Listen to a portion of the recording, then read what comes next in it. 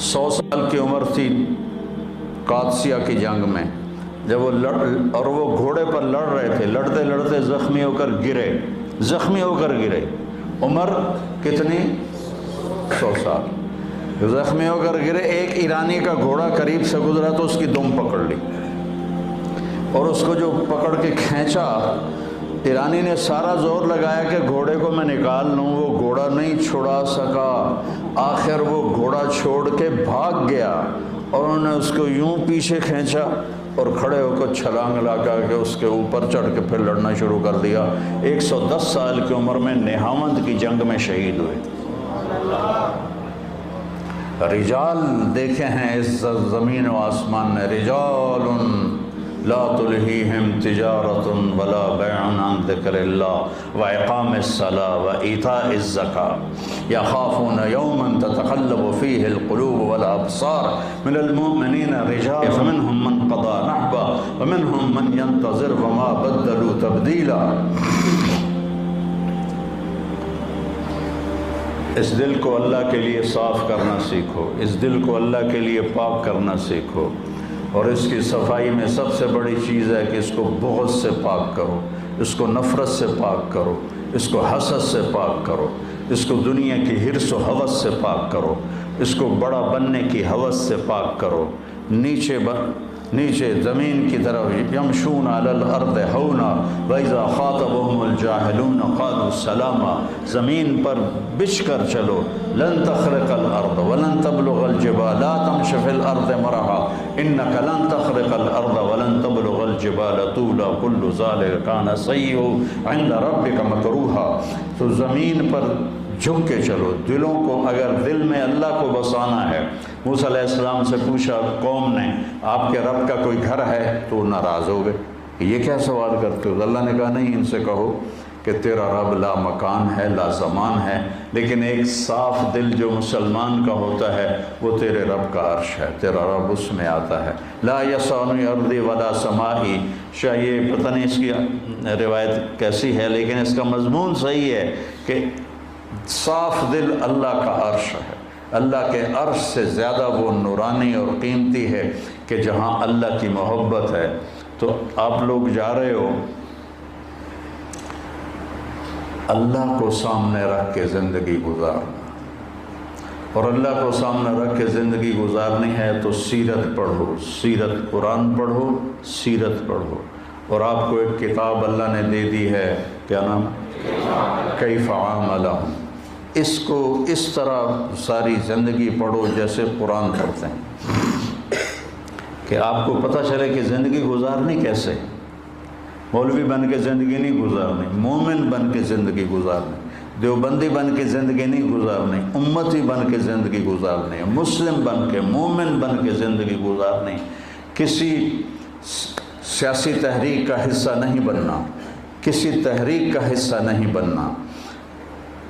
اور جیسے میں اپنی طرف سے میں ٹکریں مارتا رہا کہ تمہیں مثبت زندگی سکھاؤں، مثبت سوچ سکھاؤں، تمہیں منفی جذبوں سے نکالوں، تمہیں نفرتوں سے نکالوں، تمہیں بغض سے نکالوں، تمہیں حسد سے نکالوں، تمہیں حقارت سے نکالوں، تمہیں دنیا کی حرص و ہوس سے نکالنے والا تو اللہ ہے، میرے بس میں تو کچھ بھی نہیں۔ چند جملے تھے جو میں تمہیں ساری زندگی سناتا رہا، سارے سال سناتا رہا، لیکن اس دل کو اللہ کا مسکن بنانا ہے، اللہ کا عرش بنانا ہے۔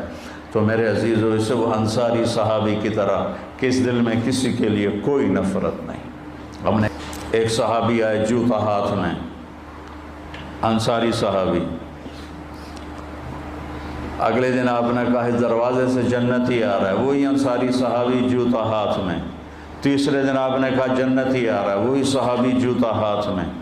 تو عمرو بن عاص کے بیٹے حضرت عبداللہ بن عمر صحابہ میں سب سے زیادہ عبادت والے صحابی ہیں، ساری رات نفل پڑھتے تھے، سارا سال روزہ رکھتے تھے، دن میں ایک قرآن ختم کرتے تھے، اتنا بڑا عبادت کا پیمانہ کسی کے پاس نہیں تھا۔ ان کو خیال آیا کہ یہ مجھ سے زیادہ بندگی کرتا ہے، جو اس کو 3 دن مسلسل جنت کی بشارت ملی اور مجھے نہیں ملی۔ ان کو دیکھنے چلے گئے، چاچا باپ ناراض ہے، آپ کے پاس کچھ دن گزار لوں؟ کہا ہاں بیٹا ضرور گزارو۔ اب وہ سوچ رہے تھے کہ پتہ نہیں رات کو یہ کون سی جوئے شیر لائے گا، اور کون سے یہ لمبے سجدے کرے گا جو ہلا کے رکھ دیں گے ساری زمین کو، سارے کمرے کو، اور لیٹے اور چادر اوپر کر کے ایسے سوراخ بنا کے ان کی طرف فوکس ہو کے دیکھنے لگے۔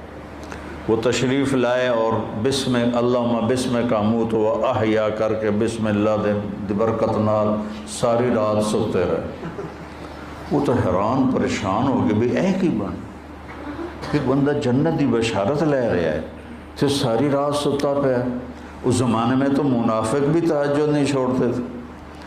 تو کہا اچھا چلو کل دیکھوں گا۔ اگلے دن پھر وہ چادر اوپر کر کے اور ایسے کر کے لیٹ گئے، تو وہ پھر آئے اللہم بسم کا اموت و احیا، اور وہ گئے۔ وہ پھر بڑے حیران ہوئے اور دیکھتے رہے، ابھی اٹھے گا، ابھی اٹھے گا، ابھی اٹھے گا۔ وہ پھر ساری رات سوتے رہے۔ اگلے دن کا چلو ایک رات اور دیکھ لوں، کثرت ہو جائے۔ تیسری رات بھی وہی کچھ ہوا کہ وہ ساری رات سوتے رہے۔ تو پھر وہ پریشان ہو کر انہوں نے ان سے بات کی کہ چاچا میری باپ سے لڑائی نہیں تھی، میں نے 3 دن تیرے لیے جنت کی بشارت سنی، میں دیکھنے آیا تھا کہ آپ کیا کرتے ہیں۔ تو تسی تو ویلے بانڈے ہو، ایک ہی بنی، ادھر تو کچھ بھی نہیں، ساری رات سوتے رہتے ہو اور صبح فجر کی نماز پہ اٹھتے ہو، یہ کیا چکر ہے؟ کہ بیٹا یہی ہے جو کچھ تم دیکھ رہے ہو۔ تو وہ بڑے بوجھل قدموں سے واپس چلے، تو کہنے کہ بیٹا ادھر آؤ، بھتیجے ادھر آؤ۔ جب وہ آئے تو کہنے کہ اب تمہیں اصل بات بتاتا ہوں، یہ دل پہ ہاتھ رکھ کر کہا اس دل میں کسی کے لیے نفرت نہیں، اور جب اللہ کسی کو کوئی عزت دیتا ہے، رزق دیتا ہے، مجھے خوشی ہوتی ہے، مجھے حسد نہیں ہوتی۔ تو بیٹا اپنے دلوں کو اس انصاری صحابی جیسا بنانے کے لیے لڑتے رہنا، لڑتے رہنا، لڑتے رہنا۔ یہ ایسے نہیں ہے کہ میری 5-6 سال کی باتوں سے تمہارا دل ایسے ہو جائے گا۔ یہ مشکل ترین سبق ہے جو ساری جواہر الادب کی بلاغت سے بھی مشکل سبق ہے، کہ دل کو صاف رکھنا، دل کو صاف رکھنا، امتی بن کے چلنا، کسی فرقے کے ترجمان نہ بننا ساری زندگی۔ دیکھو ہم اہل السنت والجماعت ہیں، ابو حنیفہ رحمہ اللہ کی ترجیح کے فتاویٰ کو ہم ترجیح دیتے ہیں، باقی سب کو عزت کرتے ہیں، سب کے لیے ہم باہیں کھلی رکھتے ہیں، ہم ہی ہیں اور کوئی نہیں۔ یہ ذہن نہ بنانا اپنا۔ تعصب فی المذہب، جتنا آزادی مذہب نقصان دہ ہے اتنا ہی تعصب فی المذہب نقصان دہ ہے۔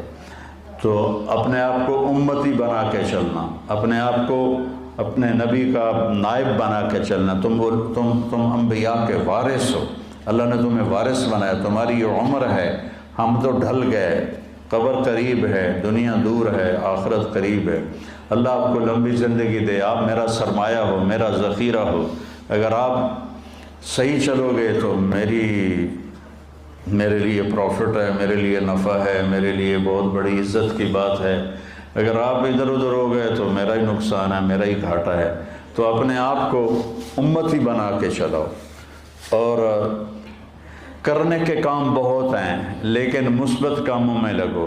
وہ جو 3 کام ہیں، ایک مدرسہ ہے، خانقاہ ہے، تبلیغ ہے، یہ مثبت کام ہے۔ باقی سارے منفی طرز کے کام ہیں، چاہے ان کے اوپر دین کا ٹھپا لگا ہوا ہو، وہ منفی کام ہے سارے۔ مثبت کام صرف یہ 3 ہیں، ان میں اپنی طاقت کو لگاؤ۔ کسی کو اللہ نے قلم کی طاقت دی ہے تو اس کو استعمال کرے، کسی کو شاعری کی طاقت دی ہے تو اس میں آگے بڑھنے کی کوشش کرے۔ زندگی کے ہر شعبے میں جاؤ، ہر شعبے میں کوئی پڑھا ہوا ہے، BA کیا ہوا ہے یا FA کیا ہوا ہے، اس تعلیم کو آگے مزید آگے بڑھاؤ اور آگے دنیا کے شعبے میں جانے کی کوشش کرو۔ اگر کہیں کسی بھی جگہ کام کرنے کا موقع ملتا ہے تو بیٹا آگے بڑھنے کے لیے اپنے آپ کو نمایاں کرنے کی کوشش نہ کرنا، پیچھے رہنا۔ اللہ نے تمہیں آگے کرنا ہے تو یوں پکڑ کے آگے کر دے، اور اگر آگے بڑھنے کے لیے چکر چلاؤ گے تو اللہ کی نظروں سے بھی گر جاؤ گے اور لوگوں کی نظروں سے بھی گر جاؤ گے۔ مولانا سعید خان صاحب رحمۃ اللہ علیہ پر لوگ ایسے گرتے تھے جیسے مکھیاں شہد پہ گرتی، ایسے گرتے تھے۔ ان سے بڑے بڑے علماء موجود تھے، لیکن ان جیسا صاف دل والا میں نے زندگی میں کوئی نہیں دیکھا، ان جیسا محبت کرنے والا انسانیت سے میں نے زندگی میں کوئی نہیں دیکھا۔ جو سب سے دھتکارے جاتے تھے مولانا کے ہاں وہ معزز مہمان ہوتے تھے۔ تو بچوں، میری طبیعت ساتھ نہیں دے رہی، اتنا میں نے عرض کرنا تھا۔ میں آج ہی آیا ہوں اسلام آباد سے واپس، اور تھکا ہوا ہوں۔ سارا 6 سال آپ میری سنتے رہے ہو اور میں آپ کو سناتا رہا ہوں، بس میری اتنی گزارش ہے، 1 سال آپ لگانا۔ سارے کون ہے جو 29 سال کے لیے جا رہے ہیں؟ کھڑے ہو کے بتاؤ۔ وہ ماشاء اللہ ماشاء اللہ ماشاء اللہ ماشاء اللہ۔ انشاءاللہ باقی بھی نقد ہیں، ہاں انشاءاللہ انشاءاللہ۔